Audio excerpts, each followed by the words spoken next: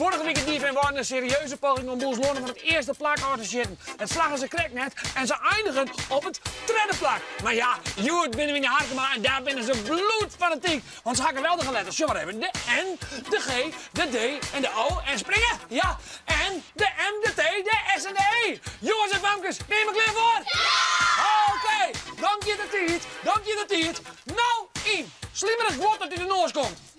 Snot. Ja, oh, geweldig. Stront van Wissen is dom, heel goed. Ja, heel goed. En de tweede vraag. Het is net fout, maar goed. Heel goed. Ja. Oké. Ja, dom in het Nederlands is... Ja, kom op, kom op, kom op, kom op. Mes, en stop hier. Oh.